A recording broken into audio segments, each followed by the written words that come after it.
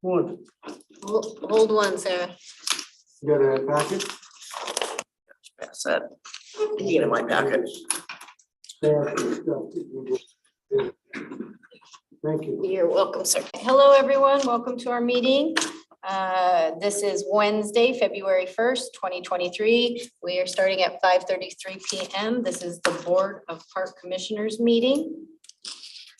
Do we have any additions or deletions to the agenda? Item number 2, we will need a motion to approve the agenda as written. I move that we adopt the agenda as written. Do you have a second? Second. Second, okay. All right, and if there's no further discussion on that, are all in favor? Say aye. Aye. All those opposed? Ayes have it. The agenda has been adopted as written. Item number 3, introductions and announcements. Today, we will be having Sue Faylash filling in as Recreation Manager here at City Hall for Park Director Jennifer Burbidge, who will not be with us. We have in the building with us today, Commissioner Larson. I'm Chair Goodwin. We have Youth Representative Sarah Town. Online, we have Commissioner Wheeler and Commissioner Vice Chair Good and Executive Assistant Sarah Smith. Sarah, do we have anyone online for public comment? Currently, we do not know. Okay, and we have no one in the building for us here. All right. Do we have any announcements for this evening from anybody? Nope. Okay. All right. Moving on to item number 4. We will need a motion to approve or any corrections for January meeting minutes. So do I have a motion for the agenda or any amendments? And I have a couple for January 4th.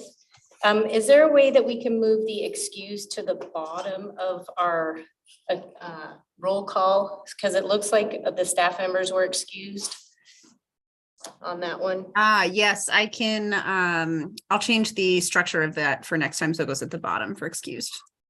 Thank you very much. And then for the Commissioner Weber speaking that we did for the city council meeting, it should be January 19th, not the 16th. Okay. And I think there's 2 mentions of the 16th on there. Just for clarification. So is there any other discussion for that? Any other amendments? All right, hearing no issues with that, all in favor of the agenda or the meeting minutes for January? First and seconded first. Oh, I thought we did the motion already. Did you? We did a motion. Okay. You want me to do another one? No, Oh, I didn't hear it, sorry. oh, okay. So hearing none, all in favor of the meeting minutes amended, say aye. Aye. Are there any opposed? No. Okay, so we'll do the approval of the January meeting minutes as amended.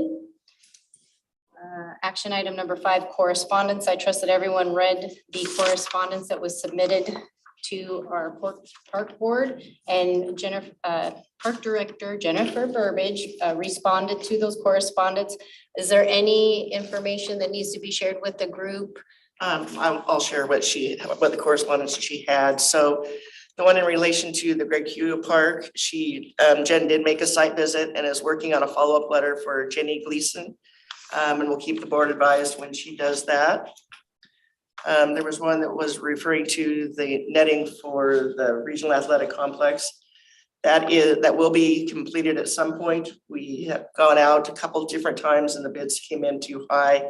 But that is something that we are definitely still have on our radar and will be completed at some point. That goes on Marvin Way.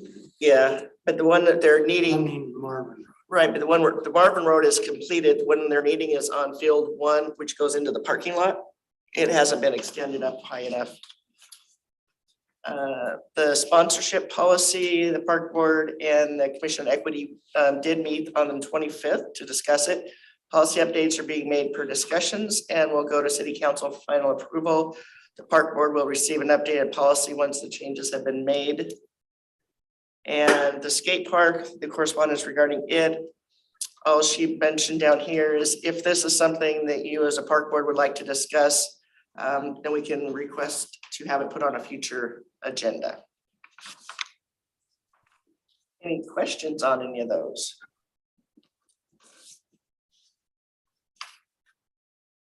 There we go. Okay. All righty, moving on to item number 6, public comment. Did anyone join online?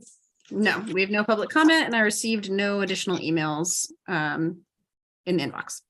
All right, and we have none here in the building.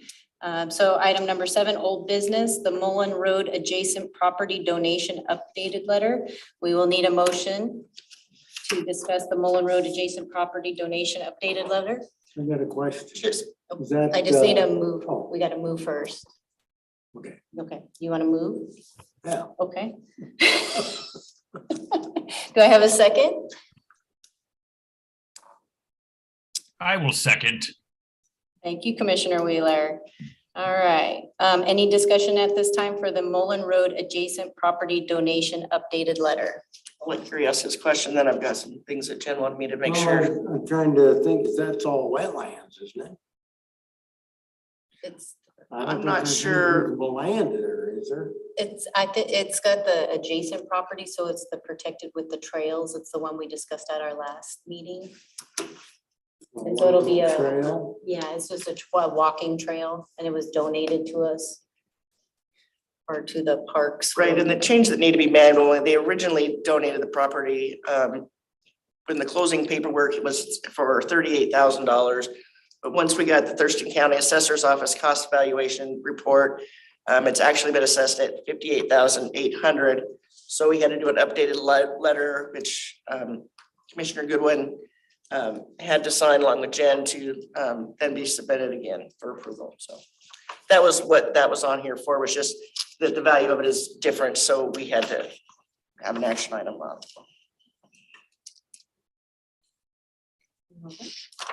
Okay, is there any further discussion about regarding the Mullen Road adjacent property donation updated letter? Hearing none, all in favor of the Mullen Road adjacent property donation letter, say aye. Aye. Those opposed? Okay, the Mullen Road adjacent property donation letter has been accepted as written. At 7B, Board of Park Commissioners name change update. You are now officially called the Parks, Culture and Recreation Board. Do they call ourselves board? Board. Yes, so that's the new name as effective. It went to council, was approved on January 19th. So from this point on, all correspondence and on our agendas, it will now have our, from this point on, next month, it'll have your new name. Congratulations, commissioners. You are now the Lacey Board of Parks, Culture and Recreation. Yep. All right, thank you. All right, old business 7C, the Wildlife Information Project update. So we will need a motion to move forward with the Wildlife Information Project update. All right, and I actually have some information about that. I'm going to go ahead and cover that piece. I just need a motion first. We need need somebody to move it into discussion first. Commissioners? Would you like to move that we discuss the Wildlife Information Project update? Okay, Commissioner Larson has moved. Do I have a second? Any discussion about the Wildlife Information Project update? Did I get a second? Any commissioner would like to second so we can discuss the wildlife project? I'll second. Thank you, Commissioner Good. And Sarah, would you like to? Sarah All Smith? right. Yes, I can. Thank you. Okay. So to provide some updates on what's going on, I've been working very closely with Wendy and We've been getting everything put together. So I'm currently waiting for confirmation with Jamie Oakland to get to figure out what date we want to go on a park tour or a tour of the area. So Glynis gave us a few dates, and I'm just trying to get confirmation that he's good to go for one of them that works for all of us. And once I have that, I'll send out an email and an invitation to any commissioners that also want to join. So one of the action items that we wanted to work on, and the reason we're taking action on this today, is because we want to confirm, as we do the wildlife information project, and I'm starting to update websites and import that information, we need to figure out. And there was some discussion at the previous meeting about what parks to start with. So currently I have that we talked about, in addition to Greg Cuyo Park, which I'll get into in a moment, we had Wanchers, Wonderwood, and Lake Lois Park listed as the 3 parks we wanted to start with for the wildlife information project.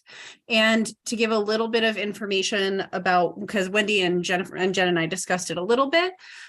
So Lake Lois would be worked up first of all 3 of those parks because there's some pre-existing placards with information already. I'd just basically go out there and take that information and move it to its own website and start that page building process. We would put QR codes out near the kiosk sign that's going to link to these pages. The signage is a little bit old and might need to be reworked. And it actually kind of dovetails into another work plan item about Lake Lois Park that's on our work plan. So we'd be getting 2 items done at once, which was one of our #1 reasons for starting with Lake Lois. There's also the potential for us to collaborate with a local Cub Scout troop to either update the information, work on markers, or both. We're still ironing out that information, but I just wanted to put that on everyone's radar. And then I believe last meeting, Sarah Town, our youth representative, was going to work on connecting with Department of Fish and Wildlife for some information. And we were hoping that we could get some details from them about how they stock the lake or if they stock the lake. We would work on Wanchers Park after Lake Lois for similar reasons. It already has some wildlife markers on it. It's near a body of water. I'll transfer those over, do QR codes, all of that same stuff. And then Wonder would be worked on 3rd, and then Greg Cuyo Park would be 4th, but that would be worked into the phases as the park is constructed. So my ask today is, we talked about Lake Lois, Wanchers, Wonderwood, and Greg Cuyo in that order being our 4 parks to start this project with. And I just needed a motion to confirm that's where we're going to start. And youth representative, do you have anything you want to share from what you've learned? I didn't end up getting to call the Department of Fish and Wildlife, but I did find some stuff online about the specific lakes and kind of how they stock them. So for Lois Lake, they stock rainbow trout there, and you can see that it says the species you might catch there if you were to fish. And I have this for a few of the lakes that are connected to the parks, like Long Lake or the park or the lake by Wanchers? not that one. Okay. But I don't remember the park name. But and then if you just click on the link, you'll see information about the species if you want to add that as well. Okay, So so you want to send that to, can she send that to you, Sarah? Yes, that would be perfect. Thank you. I think it's Long's Pond. I think that's probably the other pond that they stock, right? Which one? Long's Pond at Yeah. Yeah, that's stocked. yeah. I think all of them. But We have Long Lake and Long's Pond. There's Long. I live along it. But when you do that, does the QR code, I know my ducks because I've been looking at them for 50+ years. I mean, you shoot the QR code, does it bring up all the type of waterfowl that you could see here? Yeah, that's what we're trying to do. And I think it'll be kind of like a treasure hunt. Am I correct on saying that? Where you can look for specific items in that park. So it'll be your natural wildlife and Right, habitats. that'd be cool. Yeah. Oh, Commissioner Larson's on board. He says it's cool. We got thumbs up. Yeah. Commissioner Good, do you have anything to add to the wildlife project from that? Sorry, I was trying to get the thing off. I'm still waiting for the contact information for the tribes. We were talking about that last time, so I was just kind of waiting on that information right now on my end. So just waiting to go forward with that. Okay. Thank you. Do you have any questions or concerns about it, Commissioner Wheeler? Nope, I'm good. Okay, so all in can we do the, is it okay to do a vote? Is that what we're doing, kind of a triage of those items? Okay, so all in favor for the Wildlife Information Project update for, it would be Lake Lois going first, Wanchers going second, Wonderwood going third, and the phasing process with Greg Cuyo Park would be number 4. All in favor, say aye. Aye. Those opposed? Hearing none, so we will approve the Wildlife Information Project update as given. Thank you, Sarah.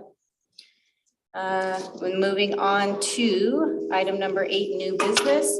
We have the scholarship program analysis for 2021 to 2022. All right, this is also me, and this was a lot of information, so I'm going to try and be as concise as I can be, and I'm going to try not to make everyone dizzy, which is my specialty, so I won't go too fast. Okay, so during the 2021 to 2022 years, so the full year 2021 and the full year 2022, we made some changes to the scholarship program, and that change, some of those changes were we shifted from quarters to trimesters, and it impacted a little bit how funding gets dispersed. And we wanted to see what the impact was if we were getting more scholarship applications or less. There was the COVID-19 health crisis, so we're trying to keep that lens in the forefront for this entire analysis, is that this is kind of new now, because as we transition into a post-COVID world, we're trying to better understand how our scholarship program is impacted once we have more programs available. So I've got a few things. One of the reasons we introduced this program in general is to start creating equity in programming for kids. We really want to focus on removing financial barriers to access, and equity has been a cornerstone and a key objective for our 2017 comprehensive plan, and is now continuing on to be key objective for our 2023 comprehensive plan update. So we did have limited demographic data, which was one of our big concerns. I'm just going to scroll down to our analysis. This adorable picture. I was very proud of that one. I got to put that together. So we had limited demographic information, but we did have access to the 2020 census data. And what information we do have on file, we've decided that the full years of 2021 and 2022 are going to be a great baseline for our next analysis period. From 2021 to 2022, we did make more information on the program available, and we started increasing our marketing efforts more. For this analysis for this period, we're trying to keep in mind that things will change in 2023, but we won't have many concrete projections until the next analysis cycle. So this is the focus of this is mostly a baseline for us this go around. So key findings from those two periods is we saw a big increase in applications for scholarship funds. So the way that it works is you have that primary account holder, and then they have multiple kids listed under their account. So we have that main account holder, which is usually a parent, and then we have all the kids underneath it. So the way that I tried to break down the data is we had 14 individual accounts and then 33 total applications. So multiple applications for kids under the umbrella of a parent account. So 14 accounts in 2021 with 13 applications. And then we had 31 total accounts that submitted 40 applications in 2022. And that comes out to 121% increase in applications between 21 and 22. 20% of the main accounts that we saw, so 20% of those individual overarching account holders were recurring, which meant that they applied in both 2021 and 2022. And we had 36 accounts that were unique and applied only in either 2021 or 2022. So there were only 9 accounts or 20% that were recurring. Does that make sense so far? I have a question. Just for a moment here. So when you were talking about before, you have one parent who has multiple children under their account. Yes. And so Is there any concerns about disseminating them evenly throughout the community members if we have multiple kids under one family member?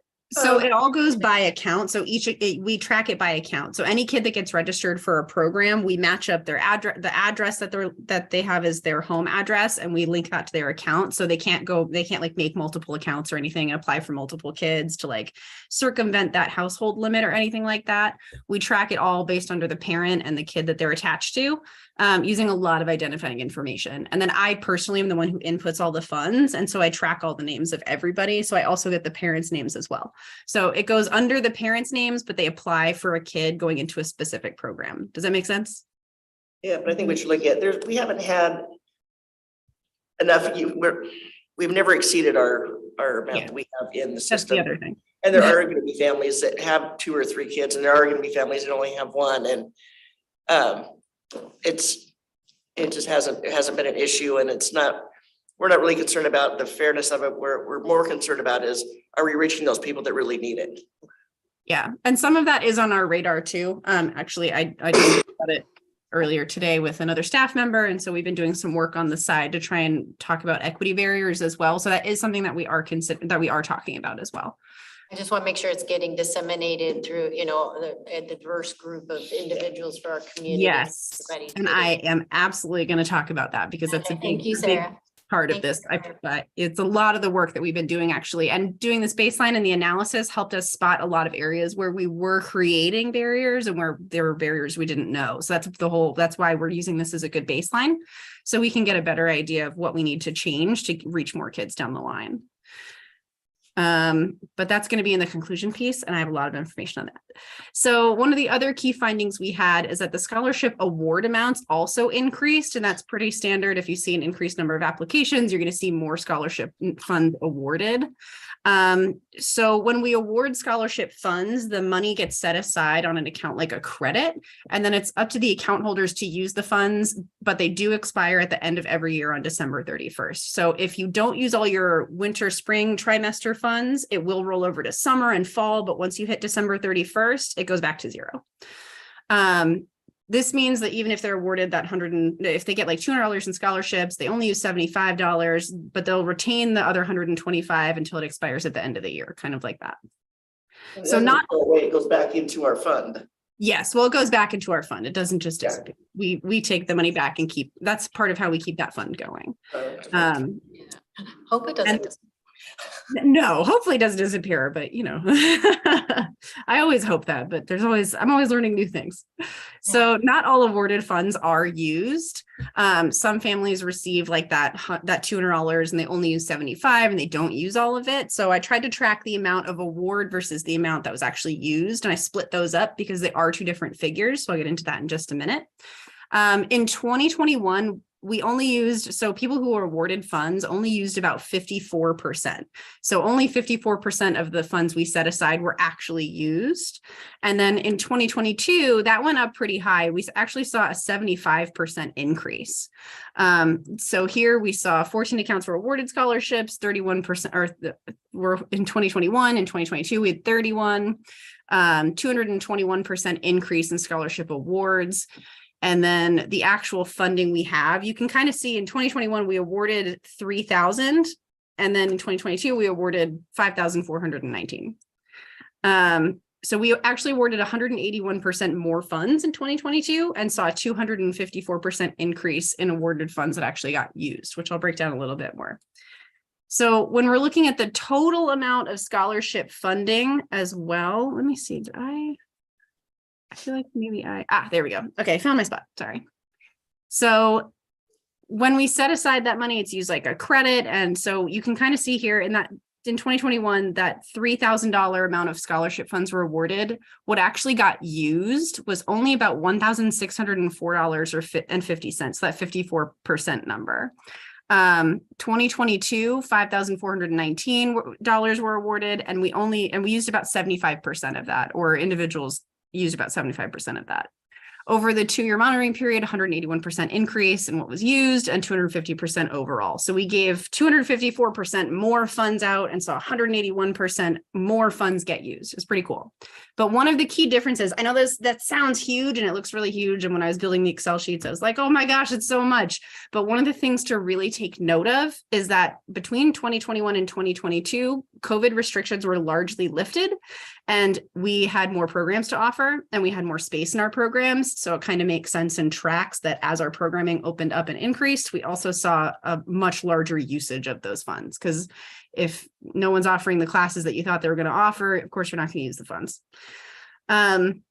So in total, we have a lot of money, which I'll break down a little bit more. But for the total funds that we have available for all scholarships across all different planes, we only used about 9.5% of those in 2021. And in 2022, we used about 24%, and we had the same totals for both years. So we saw a really large increase. We also tracked a little bit more closely the accounts not using their funds. So one of the things we looked at were who wasn't using the amount of money that we were given. So sometimes we would award a scholarship and for whatever reason or another, an account wouldn't use anything. They wouldn't register for any programs, any classes, nothing, but we keep the money set aside as a credit. So we can kind of track that a little better. So it looks like out of 11 out of 14 accounts total, 79% used their funds in 2021. In 2022, it was 31 out of 40 accounts, or 84% of those who were awarded funds. And so we had a total between both years of 8 accounts that were awarded funds that didn't use any. We currently don't know why, and we're working on a better way to figure that out, because one of the questions we asked ourselves is, well, why wouldn't you? And there have been a bunch of theories that I'll get into that might be part of the problem. So we are trying to use that information to identify gaps in our service. And then, it is worth noting, COVID had limited programs for us. But now I want to get into our funding sources. So those are our key findings. Essentially, applications went up, the amount of accounts that got awarded scholarship funds went up, and the amount of funds we actually used went up. Those were our 3 main findings from the analysis that we did. Our funding sources for 2021 and 2022 were exactly the same. So we had the same total amounts for both funds. They actually went up in 2023. So we have more money to offer in scholarships in 2023. So that's going to change a little bit of how we allocate our scholarships. So one of the repeat funds we have is the City of Lacey General Fund. It's $6,678 every year. That's the exact amount that the City of Lacey allocates from the general fund for us to award scholarships. This is the fund we burn through first. So we go through this because this doesn't roll over. If we use $6,000 from this fund, that additional $678 doesn't get added to the next year's scholarships. It goes back into the city budget, then they reallocate again $6,678. So because that doesn't roll over, we try and burn through that first before we touch the rest of these funds. So the good part about the rest of these funds is that they do roll over. So if we don't use all of them in one year, whatever we don't use is going to carry over into the next. They're not limited. So it kind of is difficult to conceptualize, but because this is use it or lose it money, we want to use it instead of lose it. Sarah, real quick, when was the last time the city readjusted that 6,678? I believe it was like 2020. 2020, okay. Yes, I believe and Sue, correct me if I'm wrong, but I think it was 2020 according to what I read about the history. The point that we're actually using it all, I can't see them increasing it. Yeah, But that's why we're trying so hard to use it all, because we're trying to work. I'll get into that. We're trying really hard to use more of it. So we have a couple of different funds. The Jim Lutz Memorial Fund, the estate of the family of Jim Lutz actually gave us a generous donation and requested it split evenly between general scholarships and specifically scholarships for youth sports. The Park Foundation, they're fantastic. They're Thurston County. They're actually the reason our funding will increase in 2023, which is amazing. They gave us some funds. We have about $6,800 just kind of waiting. to be used. And then our amazing park staff and Parks Department actually raised funds for the scholarship program over 2 years. And so we have our own funds that our staff put together by being creative and just loving these scholarship sources or the scholarship opportunity. So we do have some other sources. It is important to note that these are all of the funds we specifically have for our scholarships in the department.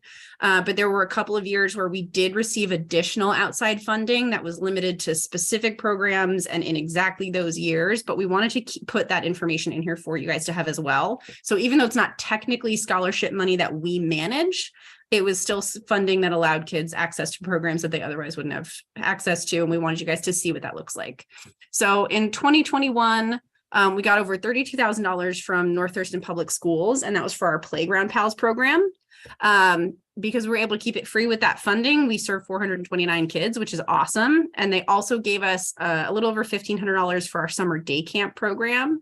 And we used that money to give out 9 scholarships to kids so they could attend summer camp without having to worry about cost.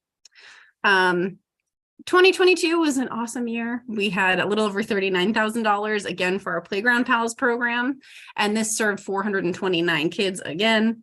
And then in 2022, we also received just shy of $11,000 from SEEK, or Summer Experiences and Enrichment for Kids Fund. And this is a fund that's run through the Washington Recreation and Parks Association, or WRPA. We were able to give 63 kids scholarships for day camps using SEEK funds, and all 63 kids were between ages 6 and 12, and they were referred to us by the North Thurston Public School Homeless Liaison. So we were able to get some kids into day camp that otherwise wouldn't have had access. Those were one-time use opportunities for us. We're really grateful for them, but we wanted you guys to see the way that we see it and see how important that was for our community. And real quick on that note, Sarah, North Thurston Public Schools is going to continue to provide the funds for the Playground Pals for this upcoming summer. Awesome. Very cool. I can add that to the next year's analysis then. And then in 2023, we just wanted you guys to see that increase that I talked about. You see it comes from in the form of Park Foundation. They gave us another $5,000 to use for scholarships, but everything else remains the same. This starts over again. We haven't gone through all these funds yet. So that's why these are still going, and that's why they're still rolling over continuously.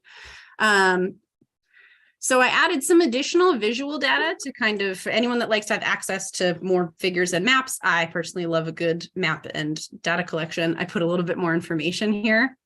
So one of the things we really wanted to break down was we wanted to try and identify high areas of need versus high areas of use. And we're trying really hard to gather more information. We're just limited in what's available. I built what I could with 2020 census. So I collected some information and put zip code maps together for highest and lowest numbers of applications. And this map actually corresponds with this chart. So we had the most from the zip code 98503, second highest was 98513, then 98516, and then D and E 01 and 06 were tied at 1. But this is kind of what that looks like. So it spirals out from the center here. And then to make it a little more clear, I zoomed in and made a boundary map so we could take a look and see that this is the area that 98503 is, that area with the highest application rate. And this is where it covers. And this actually, it tracks if you look at our density map down here. So it kind of tracks that these areas where it's much thicker with the green dots. Of course, it seems like, yes, of course, we'd get more applications from there, but it does track with our density, which means that we're doing something right, but there's still a lot of areas yet unknown that are underserved. The overall funds versus the total amounts used for 2021 and 2022, I just wanted people to be able to visualize that a little bit. So over $16,000, just shy of $17,000 have been available both years. And then in 2021, we only used, it looks like that. We have so many more funds that we could be accessing for kids to get into our programs. 160450 and then 406850. So it went up by a lot, but there's still a massive gap and there's still a lot of funding available. And in 2023, there's even more funding available. I just love a good pie chart. So I took the same data and put it in a good pie chart. So this shows you what we used versus what was remaining instead of trying to figure it out on that graph, try to make it a little more accurate. And then in conclusion, so our conclusion for this whole analysis, after looking at all the data, having a lot of meetings back and forth about this, equity remains our key objective for 2023's comprehensive plan. This analysis, like I've said a couple times, it's going to serve as a baseline. So this is giving us a lot of information that we didn't have before, and this is going to give us somewhere to work off of when we do more analyses in the future. We do need more demographic data to identify communities that we're missing. But the good news is, I love good news, is our marketing committee is redirecting a lot of our focus to advertise this program more. So we are actually taking a lot of steps to address some of these concerns. We are going to be sending out utility inserts. That's the little piece of paper that goes out with your utility bill every month. And we're going to be advertising the scholarship availability. I actually just worked that out with our public affairs team today. And we're going to be translating the applications and policy information. We realized one of our areas of opportunity is that we don't have it in multiple languages. So we're working on getting that translated. We are going to start having paper scholarship applications and information packets at events. So where we have parks, culture, and recreation booths, we're going to have applications and we're going to have scholarship information for families that might not have access to the internet. We're also going to be putting up QR codes with information in major parks. So any of our major parks that have a lot of activity going on, we're going to put up QR code plaques that are little laminated QR code sheets that are going to redirect people to scholarship pages if they need that information. We're working on seeing if we can drop some information off at NTPS public schools locations, but we're not sure about that one yet, so stay tuned. We're also trying to update how we do some registration information, because our big concern that you've seen repeating itself is we're missing a lot of demographics. So one of the things we're going to try and do is add an optional demographics survey to registration so we can get more information about the communities that we're serving versus the communities we might be missing, and see how that lines up with the information we do have from the census. We're also going to be using social media posts that are going to be made to city pages. That's going to advertise dates that scholarships are opening, registration dates, and then links for applications. We have also added a tab to our Civic Rec registration catalog page online that people can see for scholarship information. So even just the presence of knowing that's an option makes a huge difference for people. So we've done a similar thing where we've actually added a tab on our city webpage that's going to have that available. Let me actually show you guys real quick so you can see what I mean. So on this page, where we used to keep scholarships was if you looked under activities and hit the plus sign for register, that was the only location we had it. And that's really out of sight, out of mind. If you're not looking for it, you're not going to think it's there. So what we did is we put it right here. We moved it right up in between volunteer and contact. So it's much more present, it's much more available for people. Just being able to see it and know it's there. Our number one thing we've realized is a lot of people don't even know we offer a scholarship program. So that's why that's one of our primary focuses right now. And we're also working on policy language that we've added, and it's actually been included in your packet. So one of the things we're going to be adding is, let me pull it up here. We've added a little bit of information to the policy to try and highlight or try and access or give some more folks some access. There we go. Cool. So one of the things that we do is we work with the North Thurston Public Schools homeless liaison. We realized in our policy, we actually have a hard and fast requirement that they have to verify their residency within the City of Lacey limits or North Thurston County Public Schools. One of the hardest things for families experiencing homelessness to do is to give a verification of residency. Having access to a permanent address is really difficult for homeless families. So one of the things that we are doing is we're updating our language to help make it easier to cross that barrier of access. So we added this line: in the absence of a permanent address, or referral may be submitted from the NTPS homeless liaison in lieu of residency documents. The other thing we're adding is under proof of residency, they can attach a referral from that liaison. So that should help us cover those residency requirements, which will give access to families that are experiencing homelessness, which I think is a key demographic and a key group of kids that we could be missing, which may change a lot of our figures next year.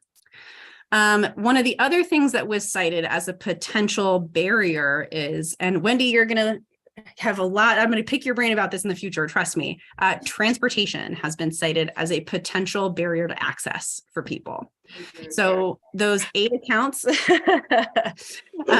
someone, I don't know who it was, they didn't put their name on the document, but they're like, have we considered transportation? And I'm like, oh my gosh.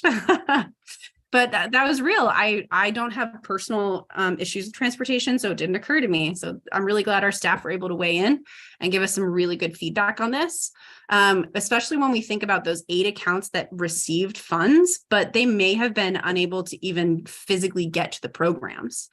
So we are working with community and economic development in order to obtain some transit information where we may have gaps. And transportation to and from parks is part of the 2023 comprehensive plan's efforts. So we're actually using transportation maps and putting transportation maps in that plan to map some bus routes. And that's going to help us with a little bit of this scholarship stuff as well. We can access where our programs are, look at public transport routes and see if there's a way we can bridge that gap for folks. Sarah, can we work with Walk and Roll program on that as well? Because I know they want to, because they're part of the kid. Do you want me to reach out to them? Yeah, I can also check with Jen and see if that's an opportunity for us as well, especially considering that that's what we're going to be looking at for this next analysis period. That'd be great. Thank you. And then I'll do anything you need with the Walk and Roll and intercity transit. For Awesome. Sure. Fantastic. Yes, I thought you might be more than excited to help us out with that part of this, but I think that's we've had a lot of key takeaways, and that was one that I just thought was really interesting. Has the has the Boys and Girls Club been like tapped as a partner with this? Because they work, they have an extensive sliding scale scholarship program for under serviced children as well. So that might be another option. Okay. Yeah. Awesome.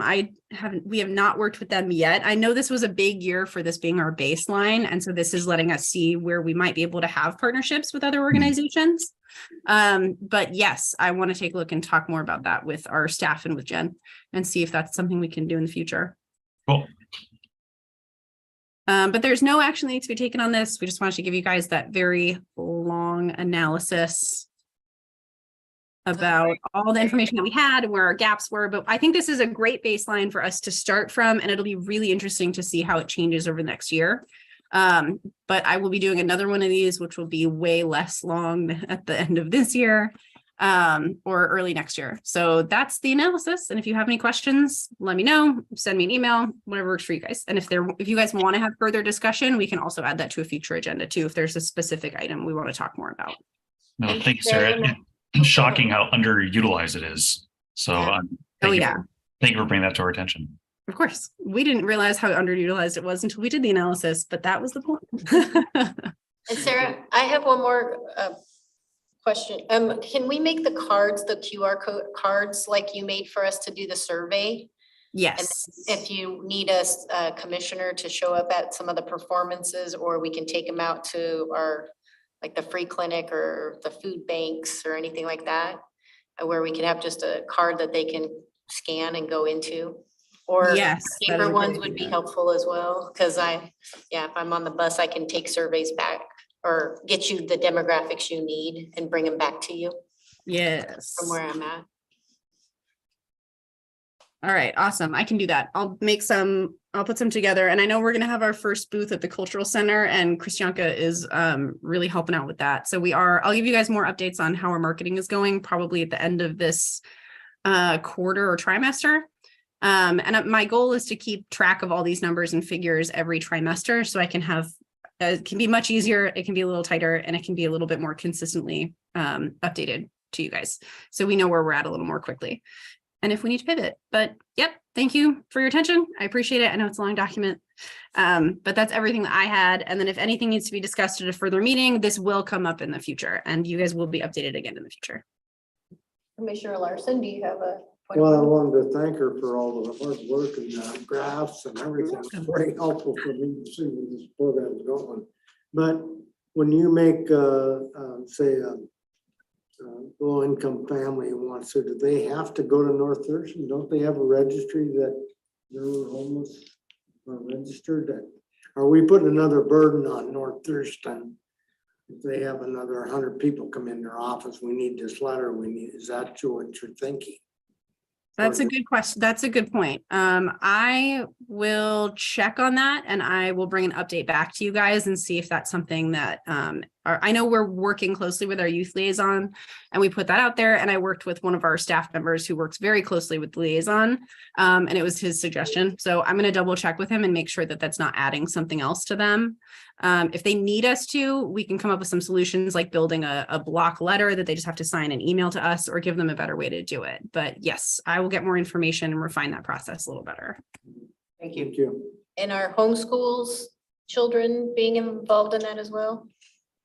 I don't know if they're included in that. Do you know, Sue, off the top of your head, if they're part of that? Well, they certainly could be part of the scholarship in any part of that.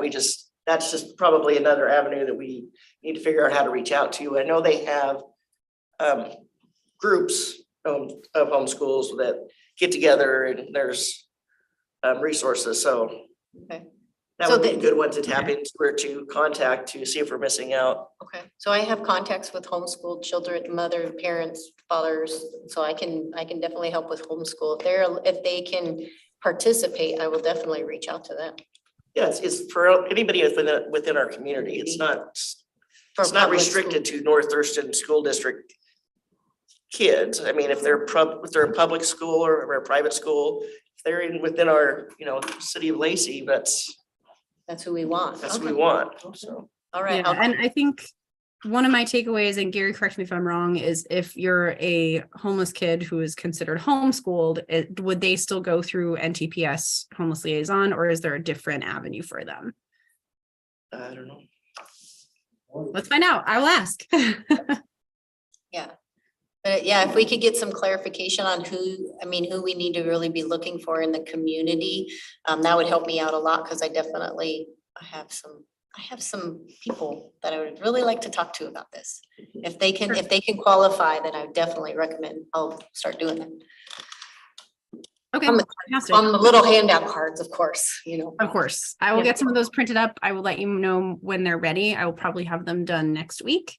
I gotta make some QR codes. But yes, I will work on refining more of this information, and at our next quarterly update, or next trimesterly update, or whenever our next update happens to be, I'll give you guys more information on all of these questions. I've been keeping track of them. Thank you, Sarah. You're welcome. That's all I have to offer. Sue, I would turn over to you. Thank you. Item 8, new business, Joint Parks Board City Council Work Session for March 23rd, 2023. Yep, we have that scheduled for March 23rd. There is a draft agenda in the back of your packet for you to look at and make sure it looks good to you. If there's any questions or anybody wants any changes, let Sarah or Jen know, and so they can make those before they proceed on. There will be a slideshow like it was last year, will be prepared, and she will have talking points for that at least, and then they'll be distributed 1 week prior to the work session. They'll go to the chair and the vice chair for review and use for practicing. We do need to know, or Sarah needs to know, who is gonna be in person and who's gonna be doing it Zoom. So if you could let Sarah know that, that would be great. That's all I have on that one. Thank you. Okay, item number 9, Director's Report. We don't have any staff presentations here today or sports commission. I know that there's been a couple leads coming through that I've passed on to Jeff to do some assistance with the sports commission. One is it's a sevens national rugby event that they're hoping to hold out at the Regional Athletic Complex in August. And they're trying to get ready to put their bid in for that. Deschutes Rugby Club is, so there have been some things coming through, so that's kind of nice. As for programs, one of the things that we are going to implement, and it'll take effect next meeting, is we're having all of our staff go in and input their program, what they want highlighted. And we're gonna have them do that earlier so that we'll be able to include those in your packets instead of me just doing it. So I do have them, and I'll let you know what those highlights are. But in the future, they'll be in your packet, so that'll be nice. Thank you. As far as aquatics and the volunteers, in 2022, we've got the adopted trail program was expanded to include parks. Not just trails, the parks added include Wonderwood, Wanters, Long Lake Park, and Civic Plaza. The new parks were quickly adopted. Lake Lewis Habitat Reserve was also changed from an adopted trail to adopted park with a focus on ivy removal, a huge problem at that site. And a newer adopter of Lake Lewis is the Junior League of Olympia. We are meeting this month to go over their duties and sign their contract. We have 12 different either groups or individuals that have adopted a trail or a park. And some lessons started in early January. There's 40 kids on Sunday afternoons, 60 on Wednesdays. But there is also 107 kids remaining on the wait list, which is unfortunate, but she's still struggling with staffing issues. As for special events, cultural celebrations will be March 4th. They have currently 15 commercial vendors, 7 food vendors, 11 resource booths, and 8 performers signed up. She's also starting to book her entertainments for Lacey and Tune play in the park in the 3rd of July. And the Lacey Library is planning to install another story trail. They've had story trails in our parks, and it's going to be Still This Love Goes On. Is going to be the next story trail that is going to be going up shortly. Cody's community recreation. We've had a variety of classes that are started up and are doing really well. We are going to be interviewing for his recreation coordinator on Monday, the 6th. Hopefully we will be able to have somebody on board, ideally by March, but hopefully soon.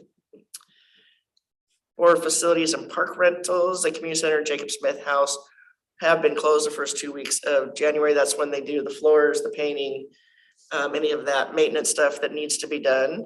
We also opened our shelter reservations for this season, opened up today. So we had, I believe Liz said 9 people reserved this morning, so. The regional athletic complex in their first 4 tournaments, there was 108 teams. They've also hosted Black Hills Youth Baseball Winter Clinic, Skyhawks camps, soccer and baseball practices. He has 82 individual softball bookings and 35 individual synthetic soccer bookings since the first of the year. And for youth sports, the Lacey Youth Basketball had 238 athletes compete this season. There was 31 parents signed up to be volunteers. We just got through with our hoop shoot competition, and 2 of our Lacey kids are moving on to the state. They're in the same spot as all the others. Are trying to hire some new staff to help out with the sports sprouts on Tuesdays and Thursdays, and some of the other programs that they've got going on that they're needing some help with. The adult indoor Frisbee, some different things that we just need like gym monitors for. And we're offering a newest sport. They're doing a cross-country deal, and it's reached its minimum enrollment, and it's going to be starting up in March.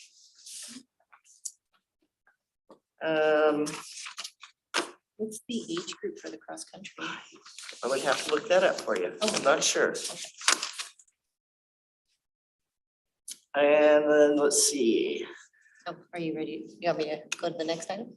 Oh, I'm still part of the director's report. Oh, okay. I can let you talk about it. No, I don't know anything about There's really nothing else left. Jamie's not on, so there's no construction project updates. I know that they did have a meeting today on the parking lot out at the Regional Athletic Complex and see where that's going. And I haven't heard anything on that. And other than that, we have nothing to do or say about the grants, budget, volunteers, or miscellaneous. So now it's back to you. Now it's back to me. Where's the Greg Cooley Park? Yeah, it seems like I've never seen anything so long to get designed. I don't know where it's at.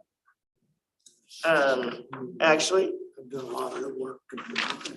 Yeah, so they're still on phase 1 planning, the phase 1A planning, that's I where. wonder if they were supposed to get that. they're supposed to be getting started on that.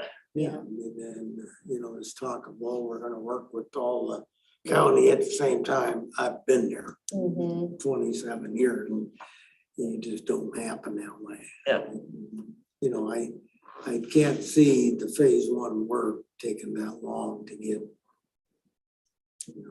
Yeah, get it started. We'll find out from Jen and get back to you on that. Yeah, So item number 10 for Commissioner's report. Sarah, can you make a note for Commissioner Larson about that as a question, the timeframe for phase 1A, that we get an update for that, for Greg Cuyo Yes. Park for him? So that's moving into item number 10. Commissioners' reports. Commissioner Wheeler, do you have anything to report? Nope. Commissioner Vice Chair Good, do you have anything to report? No, I do not. I'm just looking forward to working on the park stuff. Wildlife Park, sorry. Yes, I'm happy to have you on there.